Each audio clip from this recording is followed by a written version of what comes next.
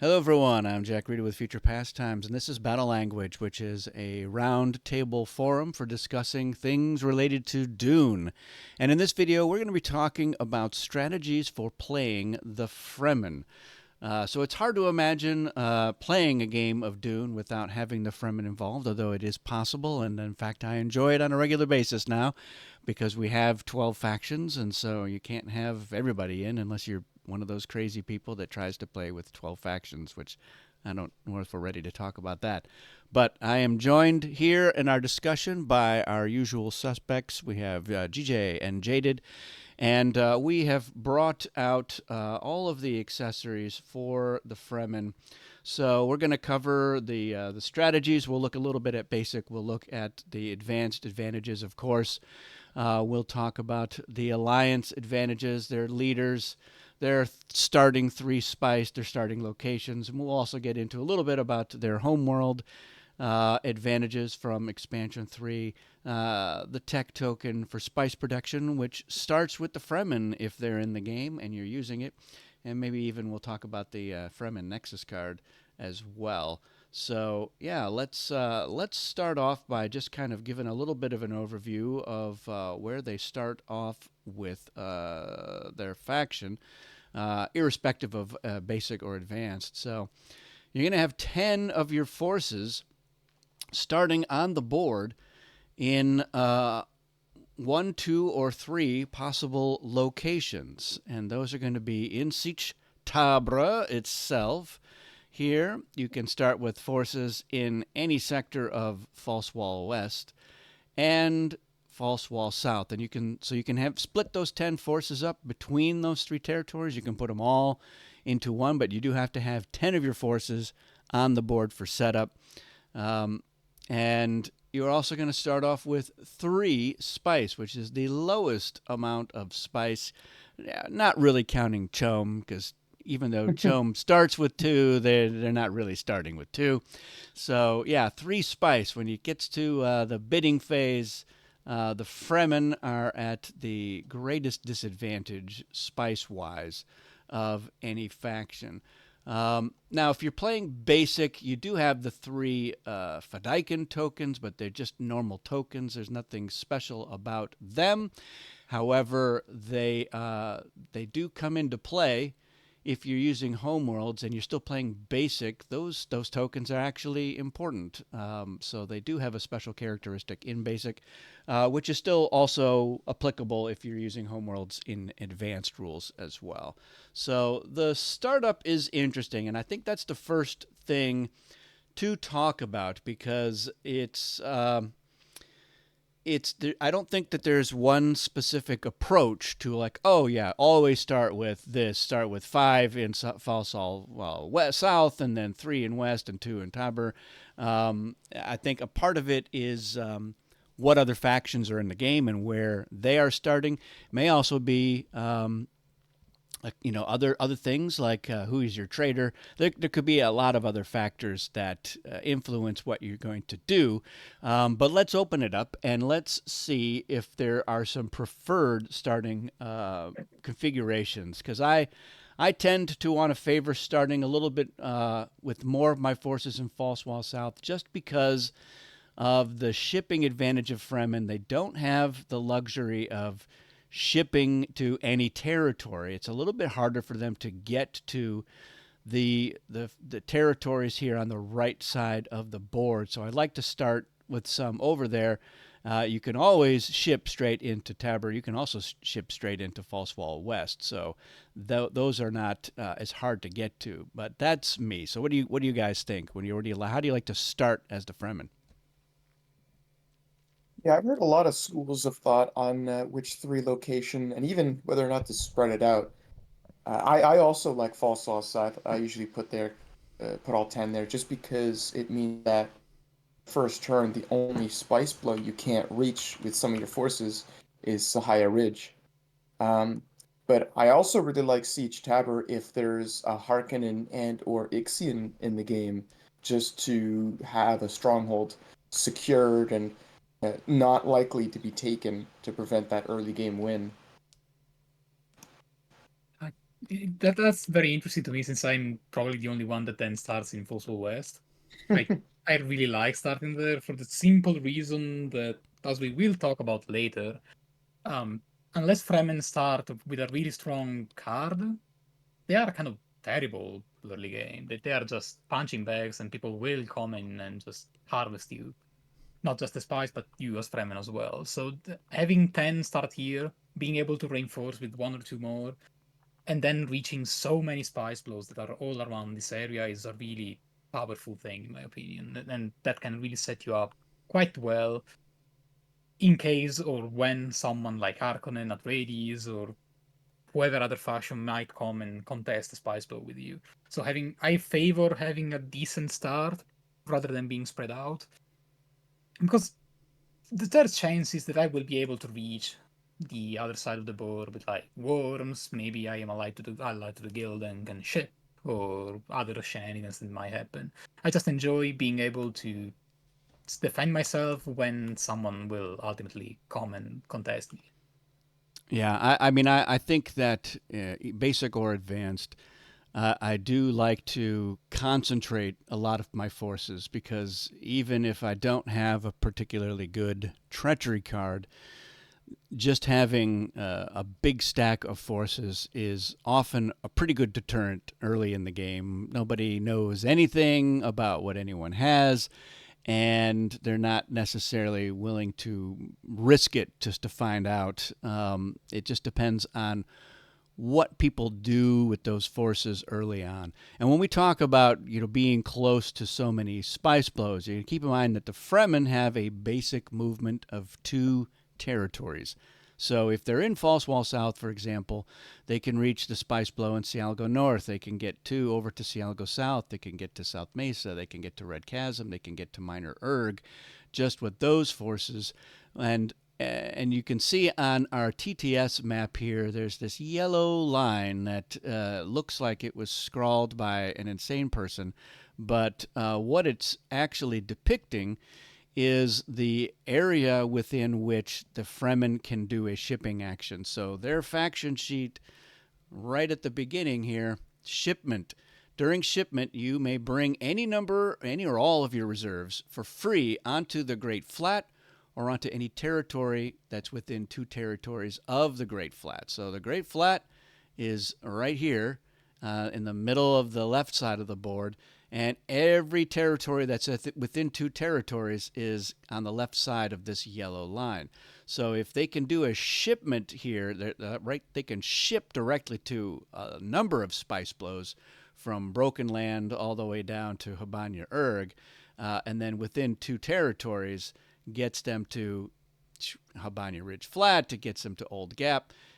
The only one it doesn't get them to is Sahaya Ridge, as Jaded mentioned. So it's a little bit tougher to get to that small spice blow, especially if you don't have anybody in False Wall South. So the 2 territory movement is, I think, a very underrated thing. It's very handy. It means that you don't have to, like, all right, I've got to use my shipment action to get into Carthage or Arakeen just so that I can move other forces or those forces 3 territories, which is what pretty much everybody else is having to do. So yeah, where you start, I think, is going to be dependent on partly how you like to play the Fremen, partly about what other people are doing. If you're playing with a lot of the expansion factions and nobody's on the board, or like there's one faction on there, that I think I would be more inclined to spread out a little bit myself. And as Jaded mentioned, with the idea that if you've got a faction like the Harkonnen or the Ixians that are notorious for maybe attempting to go for the win on turn one, just because they'll generally have pretty good cards and they're already in a stronghold, and if you do a shipment into Carthage, you can get to Tabor or to Arakeen there. And depending on if the HMS is in where they are, they've got, with the cyborgs, 2 territory movement as well. And if they're feeling very bold, they can start close to another stronghold like Habanya Siege and try to move into there. So they've got some options as well. And I think what you do on your first turn as the Fremen is sometimes a clue for the other players about whether or not you have a good treachery card. So if the Fremen are bold about going into a spice territory to go after that spice blow, and in advance they're maybe going after 2 spice blows, that's a very bold. You're telegraphing that maybe you do have a weapon or a defense, or some other trick up your sleeve. Or maybe you're just crazy. It's possible that you're like, you just want people to think that so that you're going for it. The downside, of course, with the Ixians in the game is that they'll know if somebody has a weapon. They won't necessarily know who, but in certain setups, they're like, oh yeah, nobody has a weapon, and it's mostly special cards like Hajar and Weather Control, and I, as the Ixians, have the only weapon, so I know that the Fremen are full of it. They're not really going after anything. So you got to worry about the mix of the factions. So let me dive into a couple of these other things. So we talked about their movement thing. That's 2 instead of 1. Shai-Hulud, that's the sandworm. If the Shai-Hulud comes up in the spice deck and the Fremen are in the last territory, so if you're like, oh, we had a spice blow here in Broken Land, and on the next turn, the Fremen ended up with some forces in Broken Land, and the next turn you draw a sandworm. That means that these Fremen and these forces are going to be able to ride the worm, and that's what's going on here. They're not devoured, and upon the conclusion of a nexus, because the sandworm drawn means there will be a nexus, a chance to form alliances or break alliances or do both. But at the end of that nexus, you will be riding the worm. And to be clear, you get the worm, you also get the knowledge of knowing where the next spice blow is. So you're going to have that spice blow, so they'll know, okay, if they want to, they can ride the worm to that spice blow, and they can use some or all of these forces. So it doesn't happen very often, but it is a free little movement. It's a way for the Fremen. Sometimes you'll find, in certain games, especially if you've got a few turns where there's been no worm, and you find like the Fremen are like all over the place. They're like, oh, how did this happen? I don't really have much strength anywhere. So being able to ride the worm, be like, great, I'm just going to do that and consolidate my forces, or, I'm going to move half of them into here, and with my movement action, I can consolidate that way when we get to the movement phase. So that riding the worm thing is really handy. It's just something that doesn't happen that often. It's pretty tough because you're hoping that you as a Fremen have gone to that territory where there's spice, and presumably you collected that spice, and if nobody else challenged you, or if you battled them, you ended up winning, and you still have forces left over. So there's a lot of ifs. And then, if a sandworm card is drawn on the next turn, because otherwise, you're out there in the desert and you're like, all right, what do I do with those guys? Wait for the storm to destroy half of them. I'm not sure. And then the last basic victory condition is this screwy Fremen victory condition. So if no faction is won by the end of the last turn, that's so far so good. And then a bunch of weird conditions. So if you or no one occupies Tabor and Habanya, and then the Harkonnen, Atreides, Emperor, and Riches don't occupy Tuic, then you and your allies win the game. And now there is kind of an FAQ semi replacement thing where it's just, if nobody wins and the guild didn't win, then the Fremen, if they're in the game, they just win. And so it's kind of weak. It's not really that interesting. Pull off. Yeah, and it's just, but yeah, just these conditions, it's a tall order. It's very hard for the Fremen to be like, all right, it's better than nothing, but it is kind of an odd victory condition. It's hard to pull off. And it's weirdly specific too. So yeah. And then we'll cover the alliance ability. So the Fremen have a little bit of a reputation for not being the sexiest ally.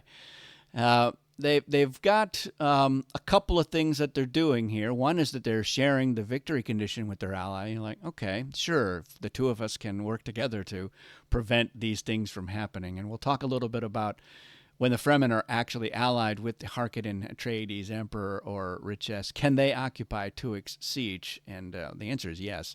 That won't interfere if they're allied. But the other alliance things, you've got the revival. So you may allow your ally to revive 3 forces for free. Now this is a little bit ambiguous, but because people are like, oh, well, great, I had 2 free revival, so that means I've got 5, and the answer is no.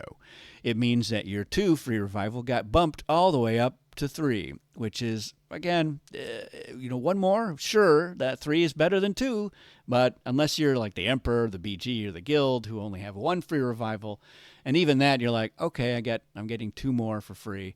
All right, it's not nothing. And then, of course, they can protect their allies from being devoured by the worm. And you're like, okay, thank you for that. I'm out here in the desert with my 2 forces that didn't get killed and they're collected the spice, and then the worm comes up. You can be like, great. They can't ride the worm, which is a little bit sad. So there's I guess only Fremen can do that. So it's a strict rule, Fremen and Paul. So it's okay. It's a hodgepodge of things that none of which are great, and added up together, still not great. But it's more attractive for certain allies and certain conditions. So you went for the win with your previous ally or by yourself, and you didn't make it. You got a lot of forces in the tanks, and maybe you don't have a really high free revival. Allying with the Fremen, sure, you're like, okay, this actually does look pretty good. Getting those 3 forces out for free is pretty nice when you're that desperate. But if you went for it and didn't win, you've got more problems probably than just a lot of forces in the tanks. You probably lost some good treachery cards. Maybe you've got a dead leader. You probably don't have a ton of spice. So that's an issue. A soft advantage here with the Fremen is if they have spice. So they're not an economic faction, but they only really need spice for themselves to buy treachery cards. They ship for free. They get 3 forces out of the tanks for free. So they're spending their spice on cards. Now, if they've got some cards or they've managed to pick up a lot of spice by getting the spice blows or maybe fighting and killing leaders, they can help their ally to buy cards and to ship. So Fremen that has accumulated a good amount of spice becomes a much more attractive ally than just their normal abilities. Just that ability to be like, yeah, I don't know what to do with all this spice I've got, so help me spend it. Yeah, that becomes an attractive option. Probably not so much for economic factions, I guess, unless their whole strategy is to just have a lot of spice and then dominate that way. So let's open it up again. We'll talk a little bit more about what we think of these basic advantages and the alliance advantage and how to leverage that effectively as the Fremen. I Yeah, just want to mention one. he is really great for the Ixians. Exactly. I was going to say the same. Yeah, you The get the Turtle 3 Alliance free is insane. revivals, and the Ixians have got the cyborgs, and it should be noted that they uniquely do not have that revival restriction that the Emperor and the Fremen have on their starred forces. So those 3 free revivals can be 3 cyborgs, which are more expensive than usual to buy. So having them free is very nice. Yeah. There's also another weird synergy with X, but it's hurting X, that you can actually ride the worm into the HMS. That's Which true. is one of the very few ways of getting into the HMS cheaply and in big forces. So I've seen people intentionally forget, or like not intentionally forget, but forget about that little quirk or little rule and not enjoy themselves in the next turn or two. Because it can really be devastating if you have a stack of 10 or 15 Fremen on Spice Blow that suddenly pop up into your HMS. Maybe you already fought once. You did not expect them. You are stranded in the desert. You have nothing to do. Either you leave or you fight, and that's not a great position for X. Yeah. It's it's a bold move, but it can often work. And since the HMS is a stronghold, you can also always ship to a stronghold. Being Siege Tabor, you basically secure yourself too. maybe you get a third somewhere. That could be your win attempt right there. Absolutely. And we're Other going to than talk a like, little bit about another way that you can leverage the Shai Halud ability here as we delve more into the advanced advantages here. But yeah, what Mhm. were you going to say, GJ? that the movement advantage is probably the most or the second most Karama thing for the Fremen, and it's extremely punishing. The reason being that usually Fremen are already on the board, like somewhere they maybe have two strongholds and they want to get into the third, being Habania. The classic thing a Fremen does is ship to Habania Erg and then move in, or Fossil West or Seattle Southwest, you decide. The thing that catches people off is that the shipment and the movement are two different moments in the same phase. So you can ship, you commit to shipping to Habania Erg, and then you say, I'm going to move to Habania Siege. In that moment, someone plays the Karama, preventing you from moving two territories, but you are done. You're already shipped. You can only move somewhere else. These troops are stranded in Habania Erg. Even if you don't like them, these are here. So if you are unsure, or if it's a really specific movement that it's very well telegraphed and it's something that you don't really want to miss, try to maybe think about where you're shipping if it doesn't make any difference in the end result. Same applies for getting into Araki, like shipping from Thimpo or Polar Sing, or even the even the Broken Land. All these three you can reach with Araki with two movements. But if they Karama you, being in Broken Land or Thimpo or bringing the Sink is a really different situation.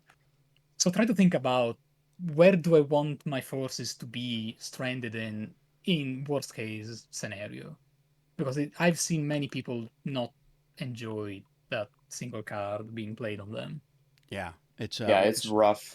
it's one reason why I do like to start in False Wall South, and sometimes I have those forces just there for a long time, waiting till I need to just do a one territory movement. Mm-hmm. And the other thing is you'd be like, all right, if I ship into Haga Basin or to Simpo, I am adjacent to Carthage, and so we did have a game a couple of months ago where the Fremen were going to ship and move into Carthage, and they picked a random place, and they were just like, I'll start here, and they did get the Karama, and it was a game changing element where it didn't matter where they shipped. And I think we actually, as a group, we were like, yeah, since there was no strategic reason for them to ship wherever they were. They're like, I'm going to go here and then just move the extra territory for fun. We allowed them to say, yeah, and we also allowed the person to keep their Karama card. But yeah, if you're, think ahead. You want to always. I think it's always a good strategy to be anticipating that Karama all the Yep. time. You're like, it's going to happen unless you know where they all are. And I certainly when I play Chome, I'm thinking about when to do that inflation token because in the Karama on my charity ability is a huge magnet for Karama. So yeah, that's an important thing to think about when I would say, yeah, these guys probably if I got nothing else to do and I have to only move one, I'm going there again just to get out of the path of the storm, just in case. Yep. It would Exactly. be insult and injury if you're like, oh, I shipped everybody here and then I couldn't move and then half of them got killed by the storm. Or all of them if you're just playing basic. So yeah, let's flip this over because again, as we talk about all of the other little things that they can do in advanced, and by and large, a lot of it is still little stuff. It's not super. There's not like boom. I've got the Fremen version of the voice, or I can capture leaders, which is a kind of a big deal for Harkonnen in advanced. Or the Kwisatz Haderach. It's another. It's just like with the Alliance Advantage. It's a bunch of little things that you can do that are all pretty good. One I think is probably stands out better than the others. So we're going to start here with the Storm rule. So here, in basic, the Storm is moved by the last two players handling the battle wheels. From the previous round are going to be dialing 1, 2, or 3. But the Fremen have the Storm deck, which in the official gameplay is 6 cards, numbered 1 through 6, and they randomly they shuffle it and they randomly draw one, which they peek at, and it lets them know how far the storm is going to move. So they have that knowledge, and it could move as many as 6 sectors, as few as 1. Of course, I have a custom storm deck that has other little sneaky stuff in there just for fun. But this is still pretty interesting. And so earlier I mentioned this idea of the how do you leverage this Shai Halud thing? It is pretty common in a lot of games, especially a lot of games with the Atreides in there. The Atreides have their movement advantage, which is strangely named, but it's where they get to see in the movement, shipping and movement phase, the next card in the spice deck. And it's not uncommon for Atreides and Fremen to say, hey, let's make a deal. You give me, as the Fremen, a peek at that spice card. I'll give you a peek at the storm so that you know that. And one of the reasons that this is a pretty good deal for the Fremen is knowing when there's going to be a worm. So if they're like, oh, look at that. There's going to be a worm showing up in Habanya Erg. So maybe I do, and look at that, I'm already there in Habanya Erg. That's extra good. So I could maybe ship a couple more guys there. There's going to be a spice blow. And, maybe I have a lot of forces there. So I'm like, great, I'm going to bring all of my Fedaykin in. And so now I've got 10 forces here in Habanya Erg. That's a pretty good deterrent. I don't think anybody is going to necessarily really want to fight me for 8 spice. Maybe they do, but it's going to be very costly for them and not quite as costly for me as the Fremen. But the real benefit is in the next turn, that worm comes up. They have up to 10 forces that they can ship anywhere they want. Straight into the HMS? Why, yes, I think I will. Or, into any of these other strongholds. And they don't necessarily have to ship them all. They can be like, yeah, I'm going to send 2 of the Fedaykin and, these 7 guys. So I'm going to go all in on Carthag. And then maybe they move this guy in there, whatever the case may be. But it's good to have options. So knowing that there's going to be a worm. I mean, if it's not a worm, you know where the next spice blow is. So maybe you feel I've got some guys in Brokeland. The next one's going to be an Old Gap, so I just do a move right here. So I'm already there ahead of time. That's an option, but I think the real power is knowing that there's going to be a sandworm, and knowing that ahead of time, you don't want to miss out. I think is the Fremen of this. Really, it's a great extra move, and it's a move anywhere. And that is anywhere not under storm. So, yeah, that's an important distinction. And you can't, of course, go into a stronghold that's already blocked. But in the Spice Blow Nexus phase, there won't be any strongholds that are blocked. In fact, not even the Bene Gesserit can have flipped before then. They have to do that after the Spice Blow and Nexus phase and before shipping a movement if they have advisors. So that's the storm rule. The other advantages here we've got if extra worms come up. So you've flipped a worm and you're like, oh, look, that worm is going to this last territory. And then you flip another card and it's another worm. Well, if the Fremen are in the game and that extra worm comes up, they decide which desert territory that worm is going to go. So it's a good way for them to pick off hapless forces that have been stranded out there or eat up spice they don't want other people to get. Or if they have other forces in the desert, so maybe they say, yeah, I only sent half of my forces here. They can say that second worm is going here as well, and these guys are going to ride the worm at the end of that nexus. So it's a little bit bananas there where they can do that. So, but again, it's the stars have to align for this sort of thing to happen and be really useful for them. Then they've got storm losses, so any forces that are caught in the storm, only half of them rounded up are actually killed. And I think, we'll get to that. We'll talk a little bit about how to leverage that effectively. Then we have the Fedaykin, so your starred forces, of which you have 3, are double strength, and that's for winning the battle and also for taking losses. And then I think the really juicy one here is their battles here. They don't have to spend spice in advance to count at full strength. So that with the Fedaykin is really nice because they've got 17 plus another 6 here in battle strength, and they don't need spice for that either. So again, they still only need spice for buying treachery cards. So it's a nice all of this added up together makes the Fremen, I think, at least pretty competitive. I don't think they're. I mean, we have one friend who is like, no, they're the strongest faction, hands down. But I think the general consensus, and certainly the statistics back this up, is they're not the strongest faction.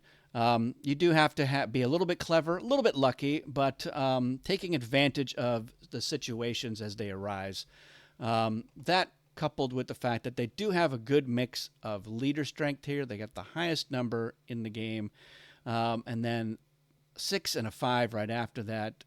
Even a 3 is not a terrible compared to all the other factions. We're averaging at about 3. So Jamis here is, the weak link at only 2. But you get Jamis killed first. That's your strategy. This is who you use until you've gotten enough information or a good weapon or what have you. So that's the full breadth of the Fremen advantages. And so let's now, again, we'll open it up here and talk a little bit about how do you leverage these extra things that you can do to really effectively manage the Fremen and swoop in for victory in a game of advanced Dune. I will say that I personally feel that the Storm deck removes a lot of agency and it removes a lot of interesting decisions. It adds the fact that only you know where the Storm is going to be. But I kind of liked in Basic that you had the chance to actually be involved in the decision and deals and all that shenanigans. But knowing where the Storm is going is still really important because you can lock the stronghold, you can stay safe from the spies, you can make deals about hunting people. It's just a nice information. The important thing though is that yes, storm losses are halved, but you don't have to be. They don't have to be halved. You can choose to lose everyone if you want to. Why would you ever want more people dead? Is the natural question. Because it's like you don't want one troop in Garakulon, one troop in the Great Flat, two troops in Seattle East. You will sometimes have stranded forces by virtue of collecting some spies and then forgetting about them.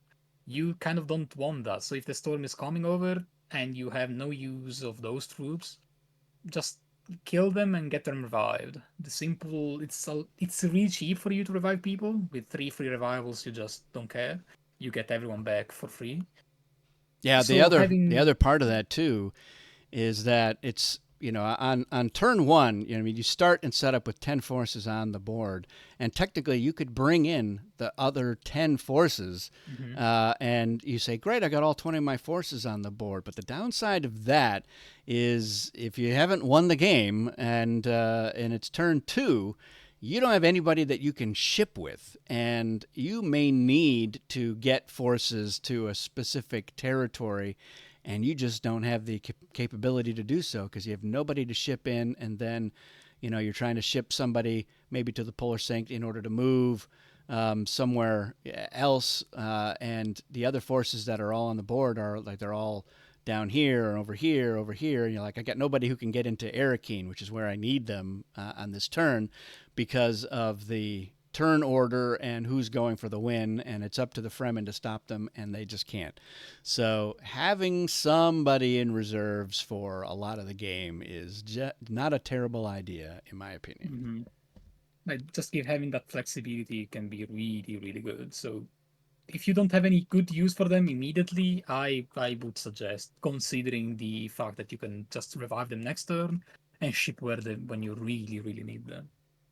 I see many new players just struggle with that idea because it's natural to think, why would I lose forces? That doesn't sound good. It's bad. It's obviously not a good decision. Which generally is true, but in this specific case, since Fremen have the amazing ability to revive for free so many people and just ship for free in half of the board, it's definitely worth thinking about. And the other thing is if you do leave half of the forces alive, it's probably not going to be very many, meaning it'll be very for someone to come and try to fight you and kill you for your leader spice. So better to just kill them all and have them safe in the tank so they can't be harassed. Exactly. Following is the worms. It's it's just a solid ability. Placing a second worm can really be good. It can really be strong. Jack mentioned correctly the extra movement you can get. If you have two groups of forces on the board, you can move both of them into the same stronghold even. Just a surprise attack. The other thing you can use it for is, well, backstabbing people or extorting them for bribes or whatever. Because if they had just collected spies, they're on the desert, they're vulnerable. You can just say to the worm, please go there, and those troops are not alive anymore. And if it's someone like Harkonnen or Atreides, or even worse like BG that has a terrible free revival rate, and generally not a big income, losing two, three, or five forces even somehow can be a huge swing. So maybe threatening the worm eating of their forces and asking for information, spies, or whatever else might be useful to you is really powerful. It doesn't happen often, but it happens more often than actually riding the worm twice. So if you don't have a good use for it, look at around the board and see, can I maybe destroy a spice blow to make the game artificially poorer, since I don't need to spend much? Can I maybe kill some troops? Can I push myself forward in some way? Fremen is hard to play because you need to optimize basically everything you do. Yeah, you can The game is also not nice to you. there's a nexus that's going on right before Yeah. that happens as well.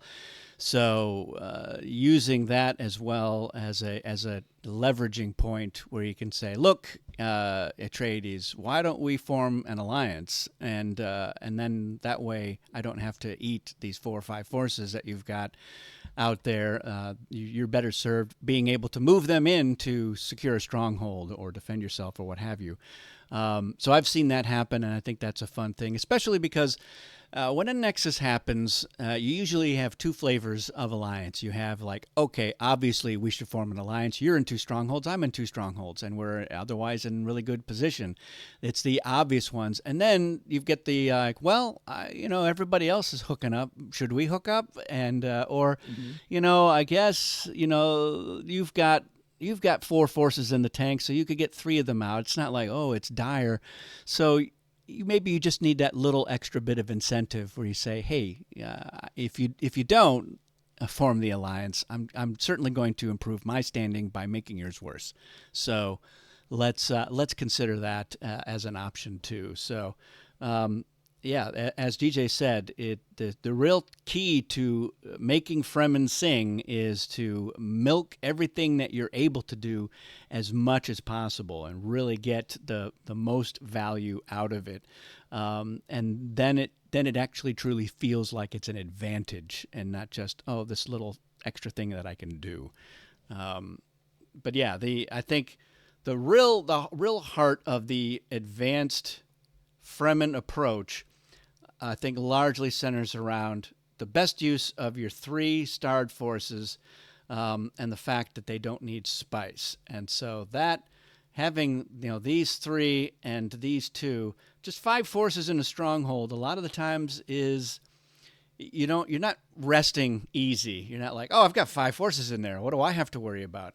But for the Fremen, this isn't 5 forces. This is what, 8? This is 8 forces, and that's a big deal. And it's going to be 8 forces. So 8 forces for everybody else is not an 8 on the battle wheel, unless they're spending 8 spice as well. So a lot of times they're like, well, it's maybe a 4. I don't really want to lose all 8 of my forces, so maybe it's more like a 3 on that battle wheel. But here the Fremen can be like, well, yeah, I'm not going to bat an eye about dialing a 6 here, because I'll still have a couple of forces left over if I win. So it's the battles are often won in the margins. It's not, most battles are not like, oh yeah, I won it by 6. It was no big deal. It's usually I won that one by a half, or it was a tie, but I'm the aggressor, so I won that battle. So a couple of points is huge in Dune.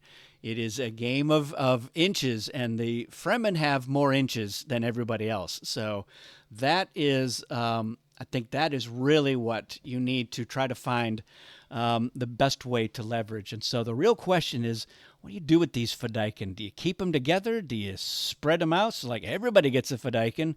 Because it's like, all right, I feel better having a Fedaykin with me, but it'd be like I'd feel better having more Fedaykin with me. So what do you guys think? Do you like to have them spread out? I mean, we should point out that the one drawback with the Fedaykin is if you did have them grouped up and they all went to the tanks, you're getting them out at a slower rate, only one per turn. You can't revive more than one, even if you've got something that gives you more revival. You're still stuck with one per turn. So you don't necessarily want them in there, but they certainly, when there's more than one Fedaykin in a territory, it's much more alarming for the other factions. They really don't want to tangle with this much strength, especially like, oh yeah, I've got, well, 9 is maybe a little bit absurd, but yeah, all right, sure. I've got nine regular forces and 2 Fedaykin. Nobody's taking Tabor. It's really, it's going to be you're shooting the moon, hoping to win a battle there. You'd have to doom stack in there as like the Emperor with 17 normal, not 7, well, they're all normal forces with the Fremen. We'll get to that. But yeah, you're like, yeah, I'm spice dialing huge. It's just going to be a bloodbath. That's the only way I can win here. But that's more of an edge case. It's not normal. Nobody wants to, if they're going in with 17 forces, then they're really relying on their ally to be in 3 strongholds, which is it's a tall order for somebody to hold 3 strongholds on their own. It's why most games are won through alliance, not by a solo victory.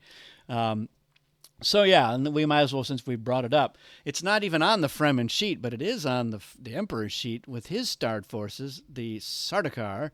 The Sardaukar don't count as Sardaukar when they're fighting the Fremen. So all the forces are normal. The Fremen beat, not even like the Fedaykin. It's even Joe Blow Fremen is more powerful than a Sardaukar. Because that one Sardaukar, he needs a spice to count as 1 against a Fremen. So it's half versus 1 when no spice is involved. So yeah, the Emperor, even the Emperor, is not anxious to get into a big battle with the Fremen unless the Emperor can bring in vast numbers and spice to count them at full strength. Yep. So yeah, what do you guys think? What's your approach with the Fedaykin? What do you like to do? What do you find is most effective? I like to have them in 2 groups. One group with 2 of them, one group with 1 of them. I don't like having all of them in one single place for the exact reason you said, because I'm inclined to use them in fights, and they're just really slow to revive. So if I have them split up in 2, at least I can have 2 deterrents somewhere. I can threaten people and say, well, you kind of don't want to go here, there's 2 of them. You kind of don't want to go there, there's 1 and maybe a few more normal forces.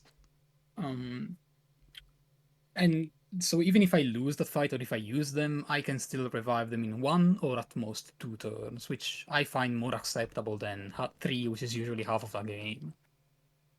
You just have to balance the amount of total strength you have, considering that, yes, they are 2 strength, but they're still 1 single troop, so if you dial them, they are not going to control the stronghold, so you have to think about, don't leave them alone, effectively. They are kind of like the X and cyborgs in that regard, I find myself thinking.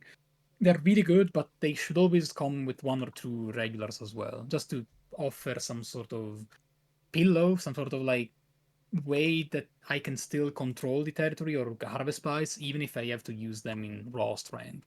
So I like splitting them up a little, not too much, just a tiny bit.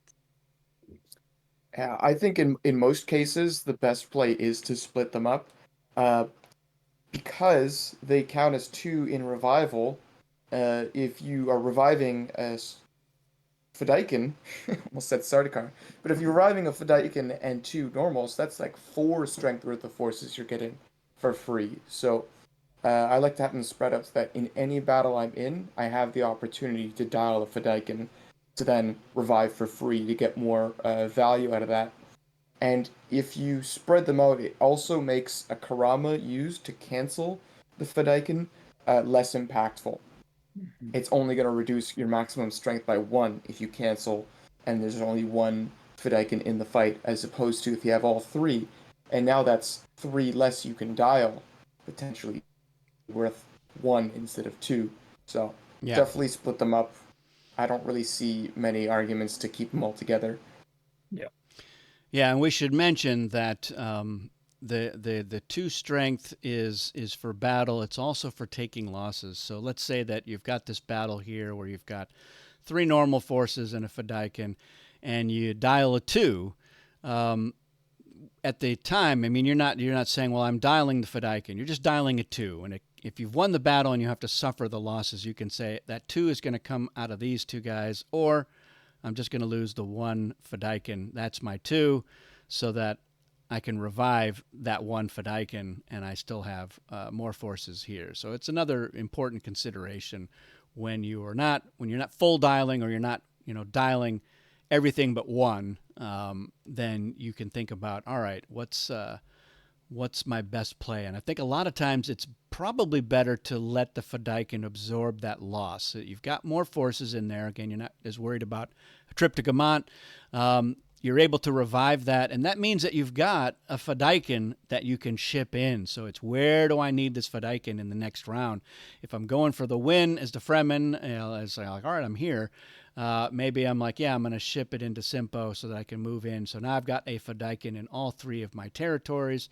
Or if it turns out that I'm in an alliance, I can really stack. I can consolidate them into this one. So here's two Fedaykin 7 forces, one Fedaykin 9 forces. That's are two very strong setups for the Fremen. If they're going to battle, they can dial really high in both of these battles. And even if their leader gets killed, they've got a pretty good chance of still winning that battle. And their allies, hopefully getting the other ones. Or like, maybe this guy's here, and he's like, look at me. The storm stopped right there, and I'm holding this whole stronghold with one normal Fremen. They're weaving baskets here, and they're not even like warriors. Like, yeah, what are you gonna do? I'm in 3 strongholds. This is a great situation to be in as the Fremen, solo or an alliance. You're going for the win. All your forces are on the board, but you have ton of strength in just 2 locations. So, sure, that's your strategy. Try to get one force stuck in the storm. Yeah, that's not really something you can bank on. But again, it just lets you know that giving you that flexibility of being able to bring in that Fedaykin and maybe a couple more forces.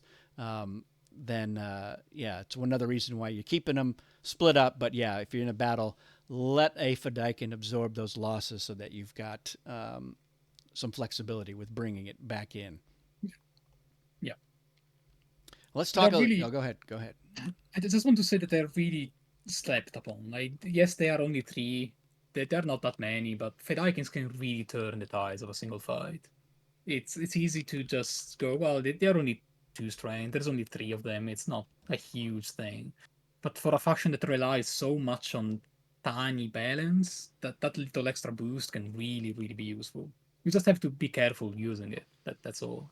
Yeah, and I mean, if we go back to the setup, I also tend to, if I'm in a couple of territories, I've got the Fedaykin split up, and a lot of times I keep the one off the board. And I've seen some people, they're like, well, I put all 3 of my Fedaykin here, and then I'm putting the other 7 forces, in Tabor or, over in False Wall West. So they're like, yeah, on the next turn I can do a 10 right here, move 7 in. Well, they wouldn't be able to get, but of Hajar, like, look at that, Hajar. I've got 6 here, 7 there, 10 there. This is pretty juicy for the Fremen. So knowing what your card is and how you want to leverage it. Of course, you've got no weapon. You're like, all right, there's my one card, Hajar. And my 3 spies almost certainly didn't get anything in that first bidding round. But, like maybe the storm starts there. So Harkonnen are locked down for the most part. They can't really move over to here. They'd have to ship in. And with 9 forces, they probably bought some cards. So unless they got something really good, or they've got 1 or 2 Fremen leaders as traitors, again, it's a tall order. It's not insurmountable, but it's not. Nobody's looking forward to fighting 9 Fremen in a stronghold, whether it's basic or advanced, but especially in advanced. I want to touch on their homeworld. So expansion 3 includes homeworlds. This is where you keep your reserves on a nice little token, but you also have some new advantages. You have a high threshold advantage. So as long as the Fremen have at least 3 forces, so let's give them a couple of forces here.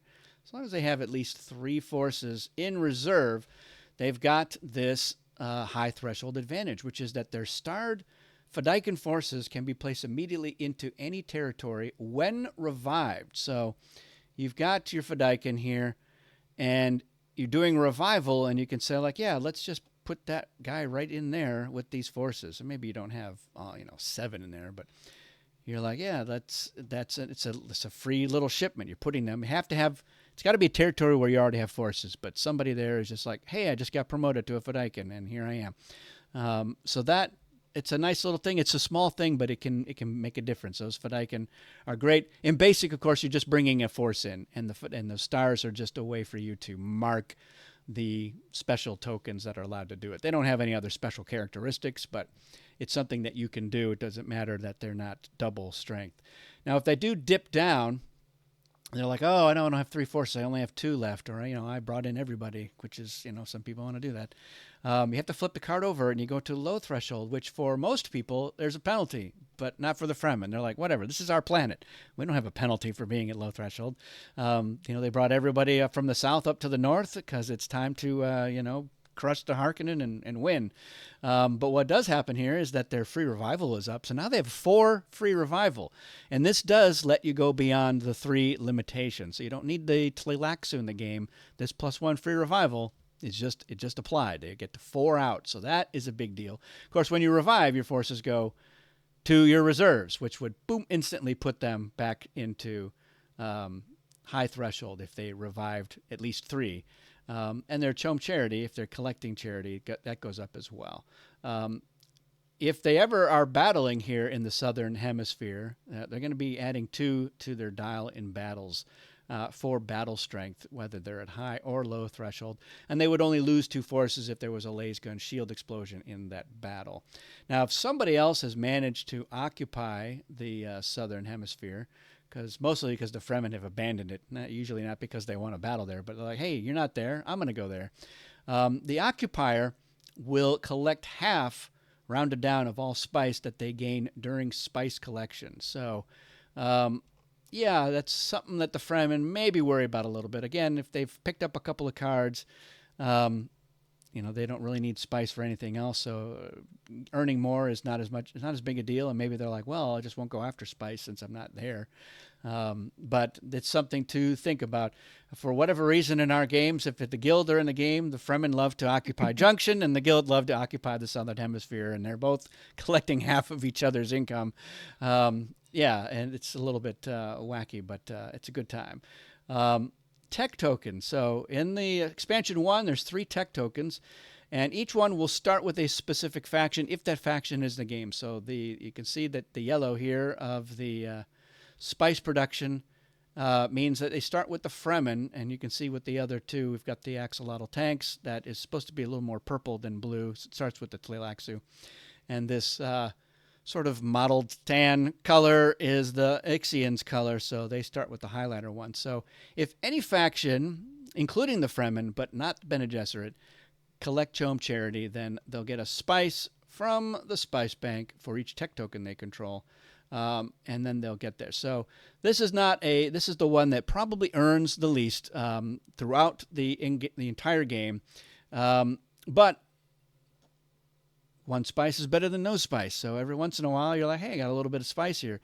You got to worry about losing a battle, though, because you'll lose your tech token if that happens. But if they win a battle and they start to collect them, if they get 3, it counts as a stronghold. So the Fremen, keep that in mind, especially when the other factions with the tech tokens are on the board and they're feeling like we're in a winning mood here.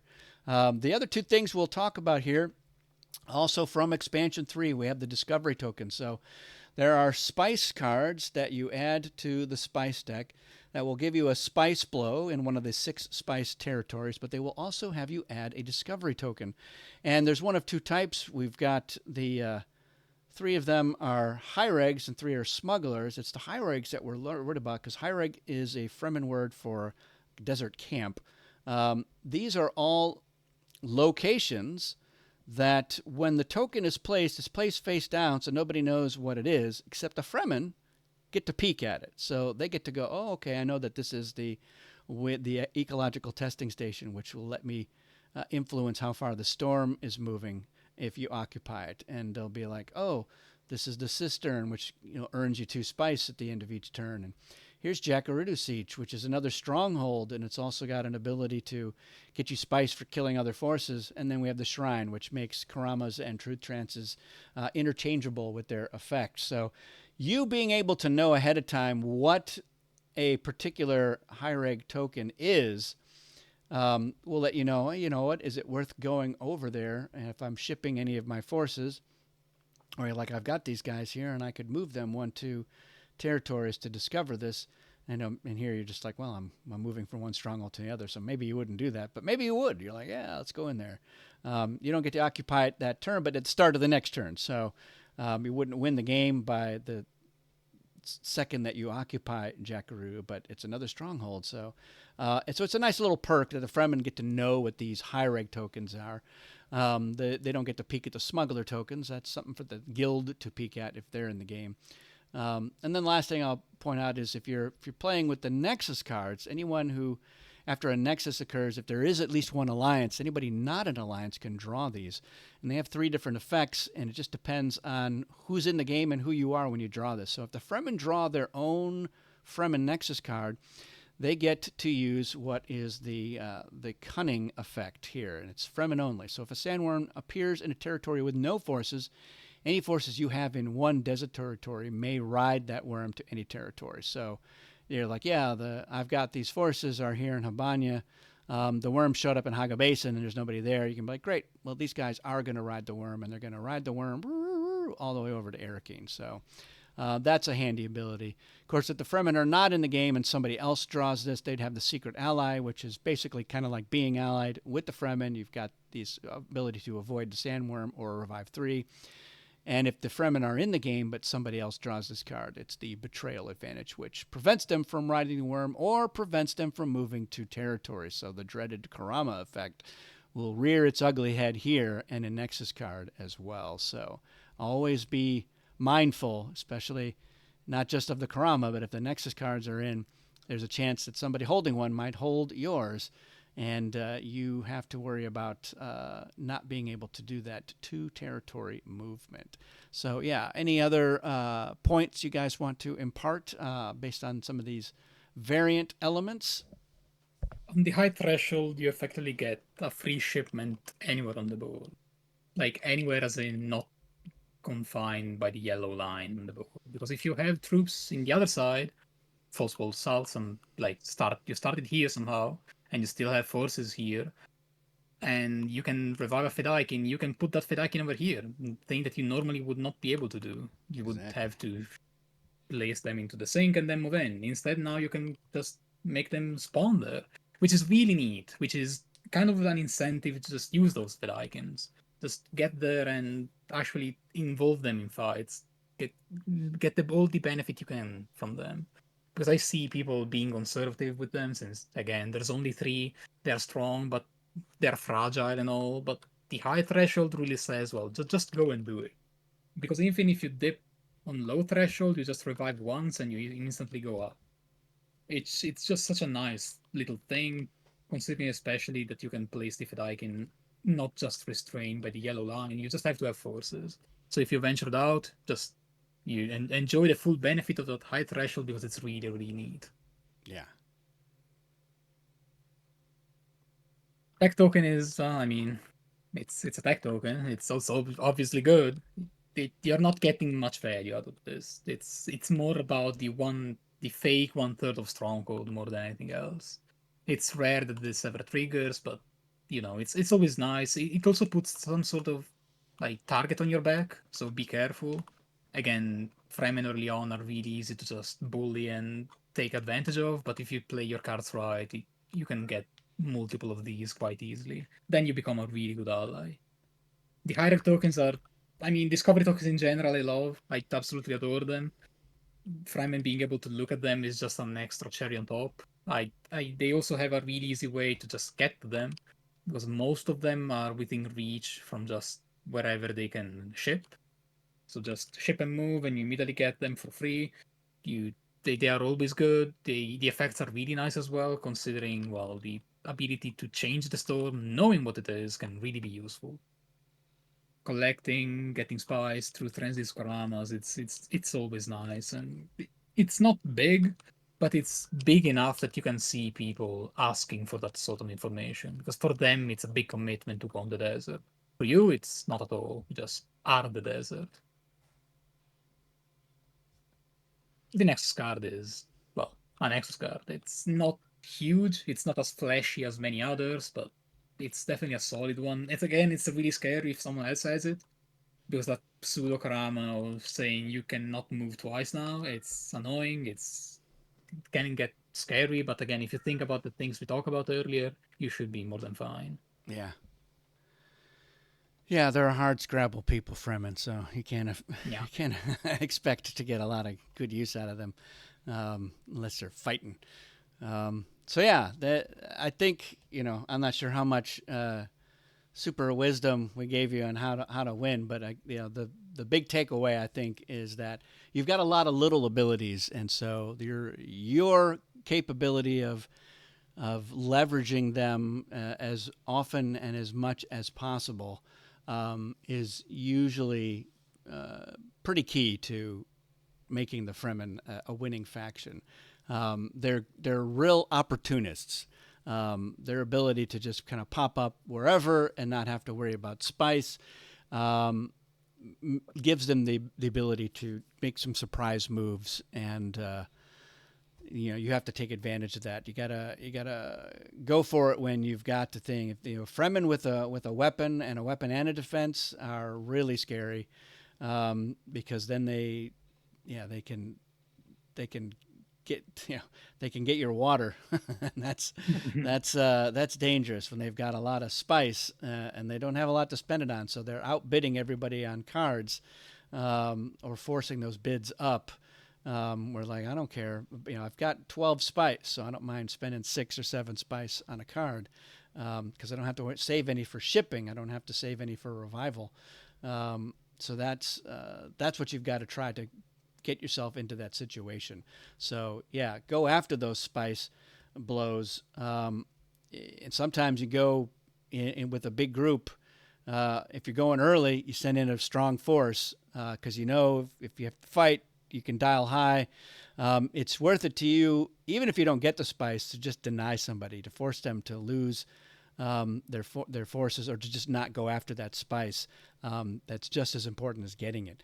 And in basic, there's only going to be the one spice blow. So, and even sometimes in advanced, where the spice blow came up where the storm is, that happens a lot, more than you might think. So if there's 2 spice blows, it's not always easy for the Fremen to go out, although they can ship directly to several of them. So keep that in mind too. You can be like, oh, there's one in Wind Pass North. Great, I'll ship 6 forces there, and then I'll move these forces over to the other spice blow and Funeral Plain, so that you're contesting both of them, or you're denying somebody the ability to get some or all of it.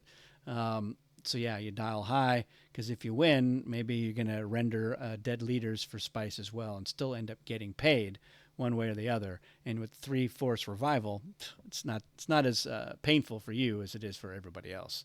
So that's it. Any last words from you guys? Definitely got to take a moment to share one simple trick that will help you win, uh, which is to park forces as Fremen in Simpo, because it's within 2 of Siege Tabor, Carthag, and Arakeen. So it's a nice little spot to be able to go to different places depending And even on. if they and even if they Karama you, you have Karthag and Plastic Base in 202, which Yeah. is Yeah. Stronghold and Territory and Rock Territory. One weirding trick to lose Yeah. weight and win the A game. simple trick. Yes. And if you're playing advanced and a second Shai-Hulud does come up, you can drop the worm there and worm ride them wherever you like. Yeah. So it's great strategy to use if the opportunity presents itself. All right. Well, if you've got questions or other words of wisdom about playing the Fremen that you would like to share, let us know in the comments. and let us know what other topics you would like to have a Battle Language Roundtable discuss. Of course, we will eventually get to all of the factions. We've been waiting it out so that hopefully new factions will come in. That's really not why we're doing it, but yeah, that's our plan. We will get to everything, and then we'll start talking about how to beat these factions. That was a request that came up. So yeah, we'll get to that as soon as we can. That's it for this one, everyone. Thanks for watching, and we will see you again soon.